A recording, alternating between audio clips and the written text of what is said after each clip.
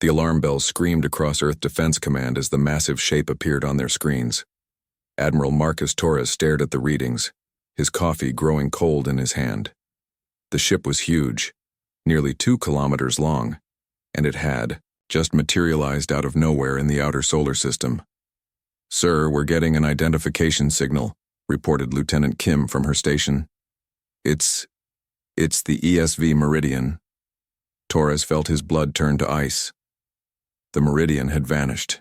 17 years ago, he had been just a captain then, watching helplessly as Earth's first deep space exploration vessel disappeared into the Veil Nebula. 300 souls lost to the void, including Captain Sarah Chen, one of humanity's finest officers. "That's impossible," Torres muttered. "Run the signal again." "Signal confirmed, sir. It's broadcasting the correct codes, but they're 17 years out of date." Torres studied the image on the main screen. The ship looked wrong. The basic shape was there, but strange modifications covered its hull, metal patterns that seemed to twist and bend, making his eyes water when he looked at them directly. Parts of the ship appeared to shimmer, as if the light couldn't decide what color they should be. "Get me a channel," he ordered. Static filled the bridge speakers. Then, impossibly, came a voice he recognized. "Earth Defense Command. This is Captain Sarah Chen of the ESV Meridian requesting permission to approach Earth orbit." The bridge fell silent. Torres gripped his chair. Sarah. Chen looked exactly the same as the day she had left. Not a day older. Her dark hair was still pulled back in the same neat bun. Her brown eyes still held that determined spark he remembered. "Sarah?" Torres whispered. Then, louder. "Captain Chen, this is Admiral Torres. You've been missing for 17 years. Chen's face showed genuine confusion. 17 years? "Admiral, we've been gone for 6 months. What's today's date?" Torres told her. Chen's face went pale. "That's not possible. We left Earth on March 15th, 2387. By our records, it's September 8th of the same year." "Ma'am, it's 2404. You've been gone for 17 years. Chen closed her eyes for a moment. When she opened them, they were filled with a terrible understanding. "Time moves differently where we've been. Admiral, we need to talk immediately, and sir, humanity is in danger." Torres was about to respond when his tactical officer shouted a warning. 3 hegemony scout ships had appeared on the edge of the system. They were sleek, predatory vessels that belonged to the galaxy's most powerful alliance. Torres had never seen them this close to Earth before. "Admiral," Chen's voice cut through the chaos. "Those ships are here because of us. They're not friendly. I need you to trust me." The lead hegemony vessel opened fire on the Meridian without warning. Bright energy beams that could cut a human destroyer in half struck the returned Earth ship. Torres expected to see the Meridian torn apart. Instead, the beams simply stopped. They hit something invisible around the Meridian and scattered like raindrops on glass. "What the hell?" Torres breathed. The Meridian began to move. Not like any human ship Torres had ever seen. It didn't accelerate gradually. It simply was in one place, then another, as if space itself was bending around it. The hegemony ships fired again, launching missiles that could track a target across star systems. The missiles never reached the Meridian. They simply weren't there anymore, as if they had never existed at all. Then the Meridian fired back. There was no visible weapon, no energy beam or missile launch. The lead hegemony ship just stopped working. Its engines went dark. Its weapons powered down. It drifted in space like a dead thing. The second ship tried to run. It activated its faster-than-light drive, preparing to jump away. The jump drive exploded instead, leaving the ship stranded. The third ship surrendered. Torres stared at his screens in shock. The most advanced warships in known space had been defeated without the Meridian firing a single conventional weapon. "Admiral," Chen's voice was calm, professional. "I'm going to need you to prepare Earth's leaders for a very difficult conversation. We've learned things out there, gained things, but we've also made enemies of the entire galaxy." "What do you mean?" Torres managed to ask. "The hegemony rules 12 star systems. They've been watching Earth for decades, waiting for us to develop faster-than-light travel. The moment we do, they plan to destroy us. They see humans as too dangerous to let live. Dangerous? We're one planet against 12 star systems. Chen's smile was sad and terrible. Not anymore, Admiral. Where we've been, we met something. Beings that exist outside normal space and time. They call themselves the architects. They were impressed by humanity, by our ability to adapt, to find solutions when there should be none. She paused, looking directly at Torres through the screen. They gave us gifts, machines that can make the impossible possible. But, Admiral, I'm not sure we're still entirely human anymore. The bridge crew exchanged worried glances. Torres felt a chill run down his spine. What do you mean? He asked. We can do things now, things that shouldn't be possible. We can make probability work for us instead of against us. We can turn bad luck into good luck. Make one chance in a million happen every time. Chen's voice dropped to almost a whisper. The question is, what does that make us? Torres looked at the 3 disabled hegemony ships on his screen. The most advanced military vessels in the galaxy, rendered helpless without a fight. It makes you humanity's salvation, he said finally. Maybe, Chen replied, or maybe something else entirely.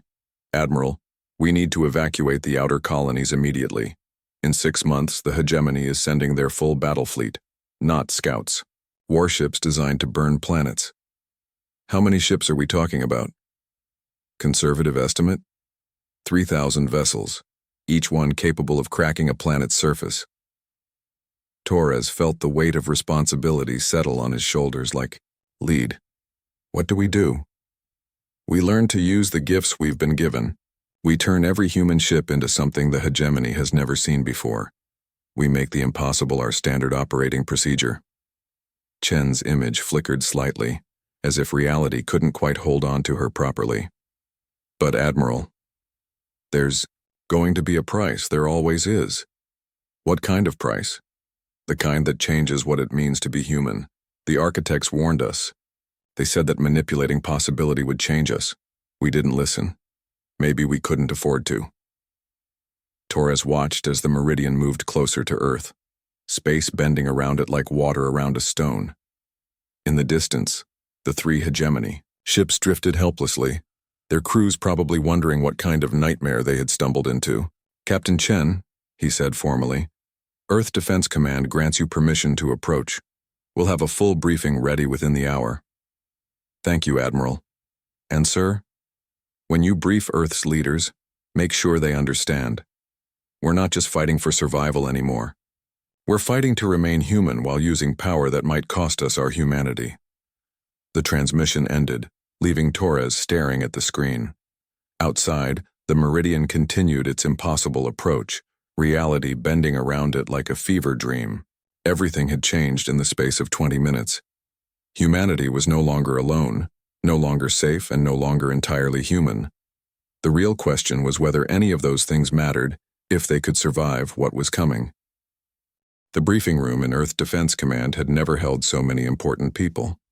President Martinez sat at the head of the table, her face pale with stress.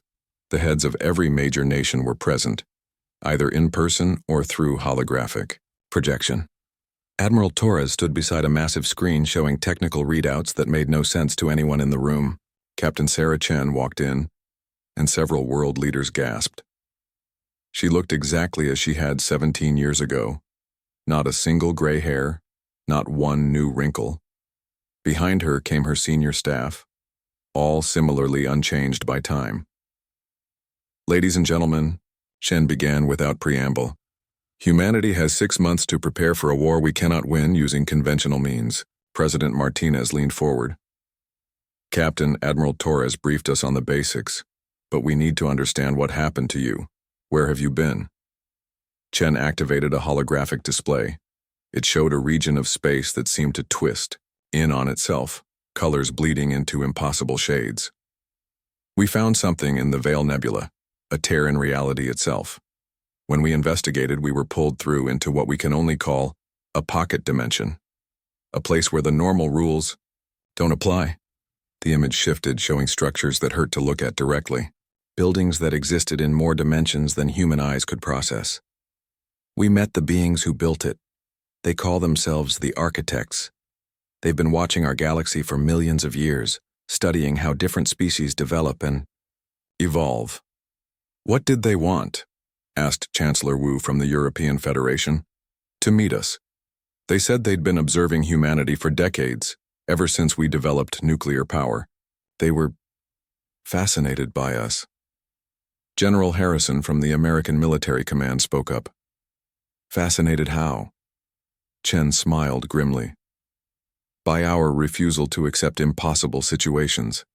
Every other species they've encountered reaches a certain level of development and then stops. They find their place in the galactic order and stay there. Humans, we look at impossible problems and find ways to solve them anyway. She gestured, and the display changed to show human history. Wars where smaller forces defeated larger ones. Scientific breakthroughs that shouldn't have been possible. Moments when humanity achieved the impossible through sheer determination. The architects told us about the hegemony, Chen continued. 12 species that control most of the galaxy. They've developed a perfect system. Every world has its place. Every species knows its role. There's peace, stability, and order. That doesn't sound so bad, President Martinez said cautiously. It's not, unless you're a species like humanity. We don't fit their system. We refuse to stay in one place. We adapt too quickly. We find solutions they didn't think of. To them, we're chaos incarnate, a threat to everything they've built. Admiral Torres brought up the tactical display. The hegemony has been planning our elimination for 40 years. They've been waiting for us to develop faster than light travel so they could justify it as a preemptive strike against an expansion threat. Chen nodded. The moment we launch our first interstellar colony ship, they'll attack. Not just Earth, but every human settlement in the galaxy. Complete extermination. The room fell silent. Finally, President Martinez spoke. You said the architects were fascinated by us. Did they offer help? They did more than that. They gave us something. Chen's voice took on an odd quality, as if she wasn't entirely sure about what she was, saying, They call them possibility engines. What do those do? General Harrison asked. Chen looked at her hands as if seeing them for the first time. They make the impossible possible. They let us manipulate probability itself, turn a 1 in a million chance into a certainty. I don't understand, President Martinez said. Chen walked to the wall and placed her hand on a solid metal panel. For a moment, nothing happened. Then her hand passed through the metal as if it were air. The probability that all the atoms in my hand would align with the spaces between the atoms in the wall is essentially 0, she explained, her hand still inside the solid metal. But it's not actually impossible. The possibility engines just make it happen. She withdrew her hand and the wall was solid again. My God, breathed Chancellor Wu. That's just the beginning, Chen continued. We can make enemy weapons missy when they should hit. Make our weapons hit when they should miss. Make impossible tactical maneuvers work. Make one ship fight like 100. What's the catch? Admiral Torres asked. He'd learned to be suspicious of anything that seemed too good to be true. Chen's expression darkened. The catch is what it's doing to us. The human mind wasn't designed to manipulate probability. Some of my crew are starting to see things differently. They look at a person and see all the possible ways that person could die. They watch a coin flip and see all possible outcomes at once. She gestured to one of her officers, a man who stood perfectly still, but whose eyes moved constantly, as if tracking invisible objects. Lieutenant Morrison has been using a possibility engine for 6 months. He now sees probability streams around everything. Every decision, every action, every possible outcome. He says it's beautiful, but it's also driving him insane. The room fell quiet again. President Martinez spoke carefully. Captain, are you saying this technology will cost us our sanity? I'm saying it might cost us our humanity, but without it, we won't survive the next 6 months. General Harrison leaned forward. How do we use it? How do we turn our ships into what you've become? We install possibility engines in every vessel we can. We train crews to think differently about what's possible. And we pray that we can stay human enough to be worth saving. Chen brought up another display showing Earth's current defense fleet. We have 300 ships. The hegemony is bringing 3,000. Normally that would be a massacre. With possibility engines we can make it an even fight. How? Torres asked. Because we'll make the impossible happen. Their missiles will malfunction at critical moments. Their shields will fail when they shouldn't. Our shots will find gaps that mathematically don't exist. We'll turn the laws of physics into suggestions. President Martinez stood up. Captain, what do you need from us? Permission to retrofit every human vessel with architect technology. Authorization to recruit volunteers for transformation. And most importantly, acceptance that the humanity that emerges from this war might not be the same one that entered it. What do you mean? Chancellor Wu asked. Chen looked around the room at all the world leaders. The architects warned us that prolonged use of possibility engines changes people. We become something between human and living probability. We start to think in terms of infinite possibilities rather than linear cause and effect. She paused, her image flickering slightly like a bad hologram. I'm not sure I'm entirely human anymore. None of my crew are. We've seen too much, manipulated too much. But we're still human enough to want to save our species. Admiral Torres stepped forward. Captain, whatever you've become, you're still one of us. You came back to warn us. You're giving us the tools to survive. Maybe, or maybe we're turning humanity into something the architects can study more closely. Maybe that was always the plan. President Martinez looked around the room at her fellow leaders. All in favor of Captain Chen's proposal? Every hand went up. Then it's decided. Captain, you have whatever resources you need. Turn our fleet into something that can face the impossible and win. Chen saluted.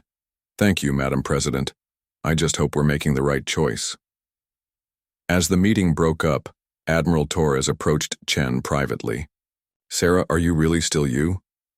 She looked at him with eyes that seemed to hold infinite depth. I don't know, Marcus.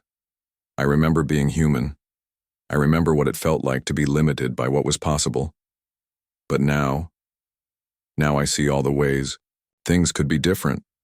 All the impossible paths we could take. Is that so bad? Ask me after the war. If we win, maybe it will have been worth it. If we lose, she shrugged. At least we'll lose as something more than we were.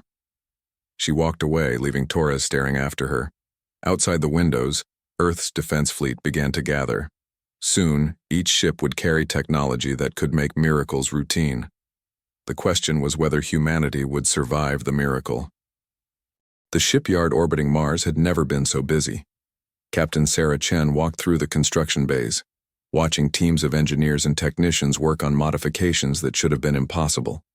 Human vessels were being transformed into something that defied every rule of ship design. The probability calculations still don't make sense, Chief Engineer Rodriguez said, wiping sweat from her forehead. She'd been working 18-hour days trying to understand the architect. Technology. They're not supposed to, Chen replied, watching as workers installed a device that looked like a crystalline flower made of metal and light. Possibility engines don't follow normal physics. They make physics follow them. Rodriguez shook her head. I've been building ships for 20 years. This thing, she pointed at the device. It's changing the molecular structure of the hull around it, making the metal stronger by convincing the universe that weak points don't exist. Chen nodded. How many ships are ready for testing? 12 so far. The destroyer Courage, 3 frigates, and 8 patrol boats. But Captain, I have to tell you, some of the crew volunteers are showing changes. They walked to the viewing deck overlooking the main testing area.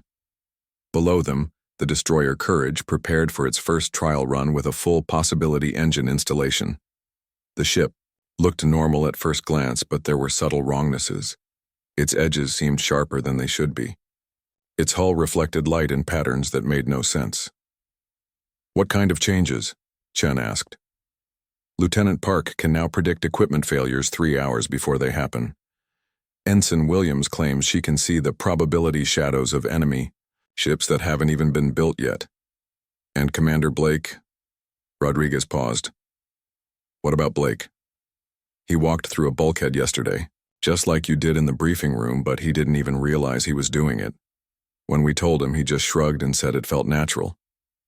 Chen watched the Courage begin its test flight. The ship moved in ways that should have torn it apart.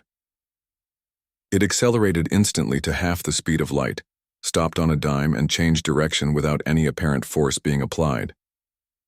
The transformation is happening faster than we expected, Chen admitted. The architects warned us that human minds would adapt to possibility manipulation. They just didn't say it would happen this quickly. An alarm sounded. Admiral Torres's voice came over the communication system. All ships, we have hegemony scouts entering the outer system. This is not a drill. Chen smiled grimly. Perfect timing. Rodriguez signaled the Courage. Tell Commander Blake he gets to test his new toy in actual combat. The hegemony scout ship was sleek and deadly, equipped with weapons that could destroy a city with a single shot. It approached the human test fleet with typical hegemony arrogance, broadcasting demands for surrender. The Courage responded by doing something impossible. It fired its main guns in the wrong direction. The energy beams went up, down, and sideways, missing the hegemony ship by thousands of kilometers. The alien crew probably laughed at human incompetence. Then the beams curved in space, wrapping around the hegemony ship like glowing snakes. They struck from 6 different angles simultaneously, each beam finding a gap in the alien shields that shouldn't have existed. The hegemony ship's weapons powered down. Its engines failed. Its life support systems flickered. Impossible, Rodriguez breathed. Not anymore, Chen replied. She opened a channel to the Courage. Nice work, Commander. How did it feel? Blake's voice came back changed, dreamy. It felt right, Captain. I could see all the ways the beams could travel. All the possible paths through space. I just chose the ones where we won. Chen exchanged a worried look with Rodriguez. Blake sounded less human than before. The hegemony scout tried to send a distress signal.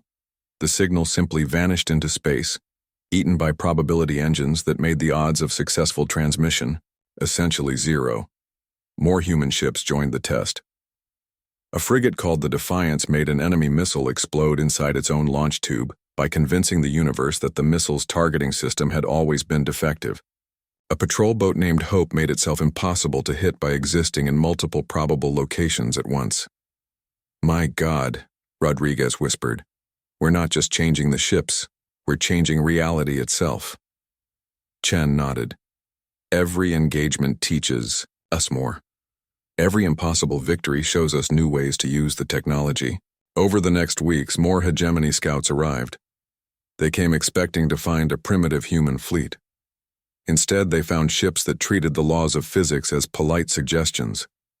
Human vessels began appearing in multiple places at once. Energy weapons fired in impossible directions and still hit their targets. Shields failed at precisely the wrong moments for the enemy, and held when they should have collapsed for humanity. But the cost was becoming clear. Chen received reports from ship captains that made her blood run cold. Commander Harrison reported that his tactical officer could now see every possible way a battle could unfold, all at once. The woman sat at her station weeping because she experienced every victory and every defeat simultaneously. Captain Roberts, on the frigate Determination, said half his crew had stopped sleeping. They claimed that in dreams they could only see probability streams, and it was too overwhelming to bear. Most disturbing of all was Commander Blake. He'd stopped eating food, claiming he could sustain himself by convincing his body that it had already consumed nutrients. When medical scanned him, they found his cellular structure was becoming something that wasn't quite human anymore. We're losing ourselves, Chief Medical Officer Dr. Patel warned during a staff meeting. The human brain isn't designed to process infinite possibilities. The crew members who've been most exposed to the possibility engines are showing signs of what I can only call reality dissociation. Chen looked around the table at her senior staff. Half of them showed the same signs she knew she exhibited. Their eyes held depths that seemed to go on forever. They moved with an odd precision, as if they could see the perfect path through every action. "How long do we have before the changes become irreversible?" she asked. "I don't know," Dr. Patel admitted. "Maybe they already are irreversible. Maybe we stopped being entirely human the moment we first used architect technology." Admiral Torres joined the meeting via hologram from Earth. "Captain, we've received intelligence about the main hegemony fleet. They're accelerating their timeline.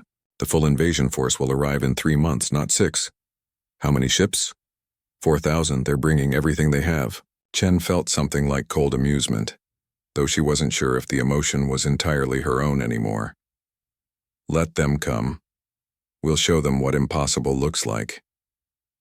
"Sarah," Torres said carefully, "are you still you?" Chen looked at him, with eyes that reflected probability streams like starlight. "I'm still me, Marcus, just more than I used to be. The question isn't whether we're becoming something else. The question is whether what we're becoming is worth saving." She gestured to the tactical display showing the latest battle results. 12 human ships had faced 30 hegemony vessels, and won without taking a single casualty. It wasn't just victory, it was impossibility made routine. "We're becoming something the galaxy has never seen before," she continued. "A species that can make miracles happen on command. The real question is whether we can stay human enough to deserve survival." Dr. Patel leaned forward. "And if we can't?" Chen smiled, and for a moment her image flickered between human and something else entirely. "Then we become something new, something that can protect humanity from the outside, even if we're no longer entirely human ourselves." Outside the windows, the human fleet continued its impossible maneuvers. Ships that bent light around them, weapons that fired around corners, shields that existed in multiple dimensions simultaneously. The war machine humanity was becoming defied every rule of science and nature. The only question was whether they could remain human enough to be worth their own miraculous survival. In 3 months they would find out. The hegemony advance fleet arrived 3 days early, emerging from faster-than-light travel at the edge of Earth's solar system. Admiral Torres watched from Earth Defense Command as sensors detected the massive formation. 200 ships, each, one larger than anything in the human fleet. "My God," breathed Lieutenant Kim. "Look at the size of those dreadnoughts." Torres activated his communicator. "Captain Chen, are you seeing this?" Sarah Chen's voice came back from the Meridian, now positioned near Jupiter. Her ship had become something that hurt to look at directly, its hull shifting through dimensions that human eyes couldn't properly process. "We see them, Admiral. Right on schedule." "Captain, there are 200 ships out there. We have 50 vessels ready for combat." "Numbers don't matter anymore, Marcus. Watch." The human fleet began to move, not in the orderly formation Torres expected, but in patterns that seemed random until you realized they were beautiful. Ships danced around each other in spirals that existed in more than 3 dimensions. The hegemony fleet opened fire first. Energy weapons capable of cracking moons launched toward the human vessels. The beams should have vaporized every human ship in seconds. Instead, the energy weapons curved away from their targets like water flowing around stones. Some beams looped back to strike the ships that had fired them. Others simply vanished into spaces between dimensions that shouldn't have existed. Then the human ships fired back. What came from their weapons wasn't energy or matter. It was pure impossibility made manifest. Hegemony shields that had never failed in 10,000 years of service simply stopped working. Navigation systems that were foolproof suddenly couldn't tell up from down. Weapons that couldn't malfunction exploded in their own barrels. "Impossible," Torres whispered. "Not anymore," Chen's voice replied. "We're teaching the universe new rules." But even as the human fleet achieved miracle after miracle, Torres noticed something troubling in the communications from the ship captains. Their voices sounded different, distant, as if they were speaking from very far away. Commander Blake reported from the destroyer Courage. "Enemy dreadnought neutralized. I convinced its fusion reactor that it preferred being a flower garden. The crew is now tending roses instead of fighting." The report made no sense. But when Torres looked at his screens, one of the largest hegemony ships was indeed drifting powerless, its hull somehow covered in impossible blooming flowers. Captain Rodriguez on the frigate Hope sounded dreamy. 3. Enemy cruisers disabled. I showed their computers what it would be like to be butterflies. They're much happier now.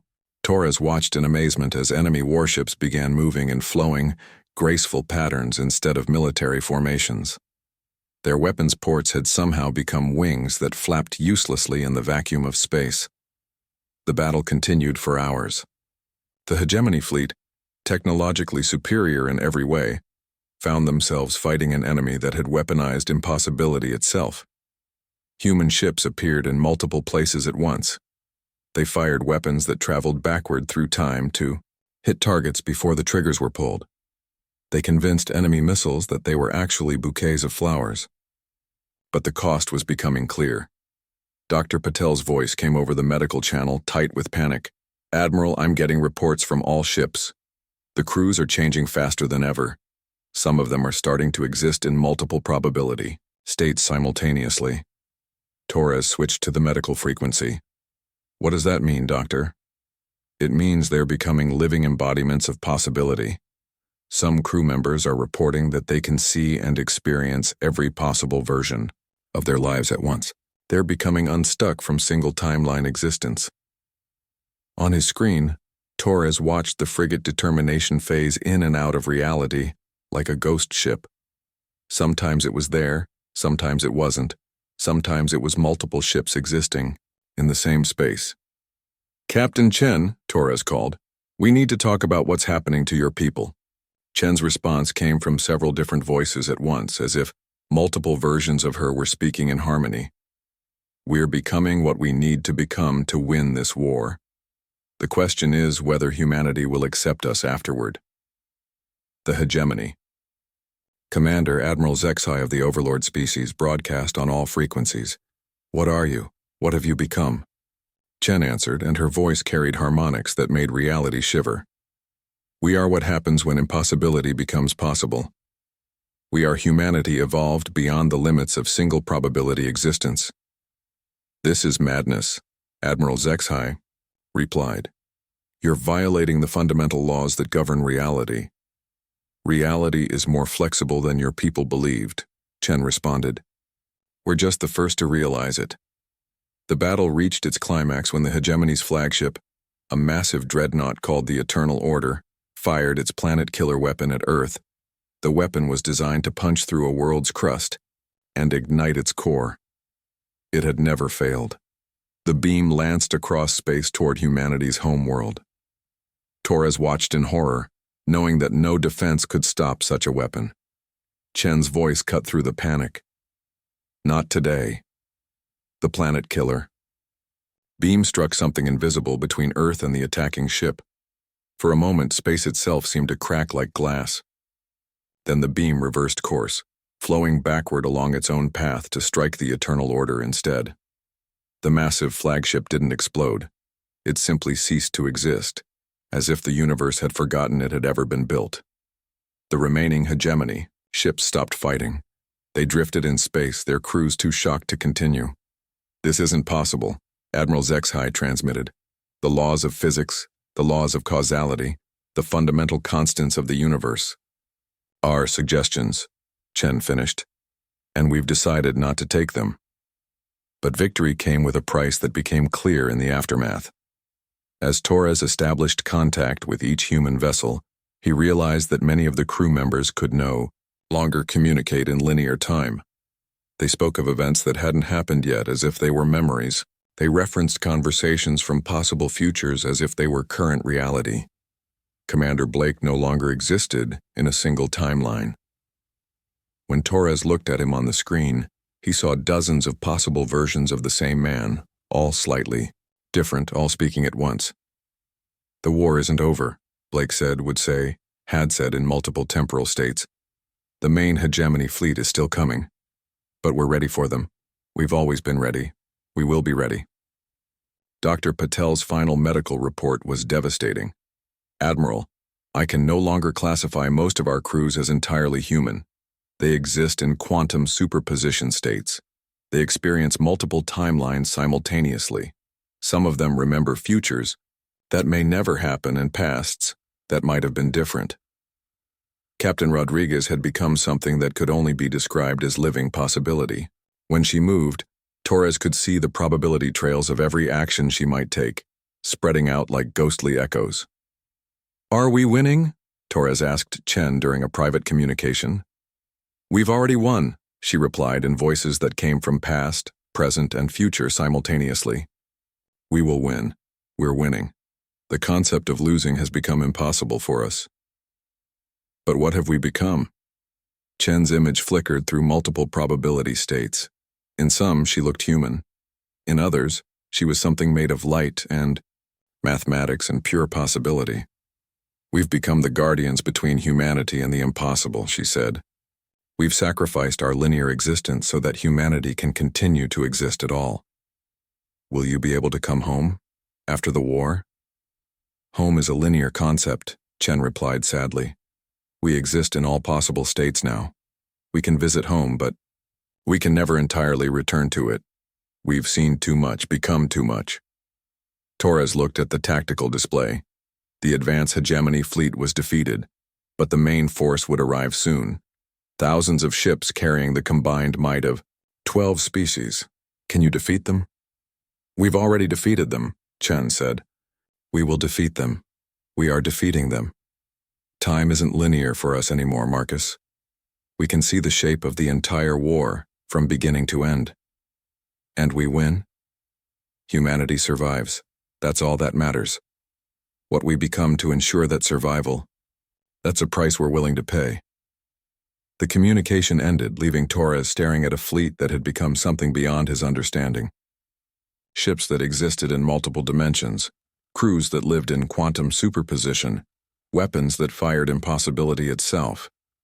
Humanity's guardians were no longer entirely human, but they were still fighting to protect the species they had once been part of. The real war was yet to come. The final hegemony fleet arrived like a storm made of metal and death. 3,000 ships emerged from faster-than-light travel in perfect formation, their combined mass casting shadows across the outer planets. Admiral Torres had seen many space battles, but nothing like this. The hegemony had brought their entire military might to end humanity once and for all. "Admiral," Lieutenant Kim reported, her voice shaking, "sensors are reading energy signatures equivalent to 12 star-destroying weapons. They're not here to capture. They're here to erase us from existence." Torres watched from Earth Defense Command as the massive alien fleet began its approach. Against them stood 50 human vessels that no longer looked entirely real. The ships flickered in and out of visibility, existing in multiple probability states simultaneously. "Captain Chen," Torres called to the Meridian, "are you ready for this?" Sarah Chen's voice came back as a harmony of multiple timelines speaking in unison. "We've been ready since before we left. We will be ready long after this moment ends. Time is a circle now, Marcus. We can see the whole shape of it." The hegemony's Supreme Admiral Cathara broadcast across all frequencies. "Humans, you have violated the fundamental laws that govern civilized space. Your existence threatens the stability of the galaxy. Surrender now and your death will be swift." Chen's response made space itself ripple. "We are the children of impossible dreams. We refuse your order, your stability, your death. Today, we teach the universe that chaos is just another word for unlimited possibility." The battle began with the hegemony fleet firing everything they had. Thousands of weapons that could crack planets launched simultaneously toward the human ships. The combined firepower was enough to sterilize a dozen star systems. The weapons never reached their targets. Instead, reality began to change around the battlefield. The laws of physics became suggestions that the human fleet politely declined to follow. Energy beams curved back on themselves. Missiles decided they were actually schools of fish and began swimming in complex patterns. The vacuum of space suddenly developed weather patterns that confused hegemony targeting systems. "Impossible," Admiral Cathara transmitted. "Matter cannot behave this way. Energy cannot redirect itself. Space cannot have weather." Impossible is our specialty, Chen replied, and her voice carried harmonics that made several hegemony ships' computers begin composing poetry instead of calculating, firing solutions. The human fleet began its response.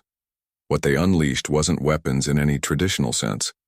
It was pure impossibility given form and function. Commander Blake, now existing as a quantum probability cloud spread across multiple dimensions, convinced an entire hegemony battle group that they were actually a traveling theater company. The enemy ships began performing space ballets instead of military maneuvers. Captain Rodriguez made a hegemony dreadnought believe it was in love with a nearby asteroid. The massive warship began sending it flowers made of recycled ammunition. The frigate Hope somehow convinced a squadron of enemy fighters that they were migrating birds who had lost their way home. The fighters began flying in V formations toward the nearest star. But the strangest transformation was happening to the Meridian itself. Chen's flagship began to exist in all possible states simultaneously. It was simultaneously damaged and intact, destroyed and victorious, past and future. It became a living embodiment of every possible outcome of the battle. "What are you becoming?" Admiral Torres transmitted, watching in awe and horror. "We're becoming the bridge between what is and what could be," Chen replied from every timeline at once. "Someone has to stand at the intersection of possibility and reality. Someone has to hold the door open between impossible and inevitable." The hegemony fleet began to break apart, not from weapon damage but from reality itself becoming too flexible to support their rigid military formations. Ships found themselves in multiple locations at once. Crews discovered they could walk through their own bulkheads. Weapons began firing backwards through time. Admiral Cathara made one final desperate attempt. She ordered her remaining ships to ram the human vessels directly. If conventional physics wouldn't work, perhaps direct collision would. The ramming attack never happened. Instead, the hegemony ships found themselves merging peacefully with the human fleet. Their hulls flowed together like liquid metal, creating hybrid vessels that belonged to both species and neither. "Stop this," Cathara pleaded. "You're unmaking the universe." "No," Chen replied, her consciousness now spread across multiple ships and timelines. "We're remaking it. The universe was always more flexible than your people realized. We're just the first to admit it." But the cost of victory was becoming clear even to Chen. She could feel herself dispersing across infinite probability states. Her consciousness existed in every possible version of the battle, every potential outcome, every timeline where humanity survived or died. Dr. Patel's voice came across the medical channels. "Admiral, we're losing coherence. The crews are spreading across too many probability states. They're becoming living possibilities instead of discrete individuals." Torres watched in horror as some of the human ships began to fade from reality entirely, their crews becoming so dispersed across infinite timelines that they could no longer maintain physical form. "Captain Chen," he transmitted desperately, "you need to find a way to stabilize. You're disappearing." "Not disappearing," Chen replied, her voice now coming from everywhere and nowhere. "Expanding. Someone needs to become the guardian between possibility and reality. Someone needs to make sure humanity can continue to exist in a universe where impossible things are possible." Torres understood. Chen and her crews weren't dying. They were transforming into something that could stand guard between the human world and the infinite chaos of pure possibility. "Will we ever see you again?" he asked. "You'll see us whenever humanity faces the truly impossible," she replied. "We'll be there, in the spaces between what is and what could be, making sure the impossible works in your favor." The battle ended not with explosions but with transformation. The hegemony fleet found itself changed, their crews no longer entirely bound by the rigid thinking that had made them strong but inflexible. They looked at their human opponents and saw not enemies but teachers of a new way of existing. Admiral Cathara broadcast a final message. We don't understand what you've become, but we no longer wish to destroy you. You've shown us that reality is more complex than we believed." "Reality was always complex," Chen replied, her consciousness now stabilized somewhere between human and living possibility. You just forgot how to see all the different ways things could be. Torres watched as the combined human hegemony fleet began to organize itself into something new. Ships from both species working together, their crews learning to navigate a universe where the impossible had become routine. "Captain," Torres said quietly. "Thank you." "Thank the architects," Chen replied. "They gave us the choice between staying human and saving humanity. We chose both." "How did you choose both?" "By accepting that human isn't a limitation. It's a starting point. We became more than human so that humanity itself could have a future." In the weeks that followed, humanity found itself in a galaxy that had fundamentally changed. The rigid order of the hegemony had given way to something more flexible, more accepting of chaos and impossibility. Other species began to explore possibilities they had never considered. Earth's scientists studied the reports from the battle and discovered that reality itself had become more malleable. The impossible was still impossible, but the definition of impossible had become much more flexible. Captain Chen and her crews became legends. They existed somewhere between myth and reality, appearing whenever humanity faced truly impossible odds. They were guardians who had sacrificed their linear existence to ensure their species could continue to exist in a universe full of infinite possibilities. Admiral Torres remained at Earth Defense Command, coordinating humanity's expansion into a galaxy that now accepted them as teachers of possibility rather than threats to order. Sometimes, late at night, he would receive messages from Chen. Her voice would come from impossible directions, carrying reports from battles that might happen, victories that could be won, futures that were waiting to unfold.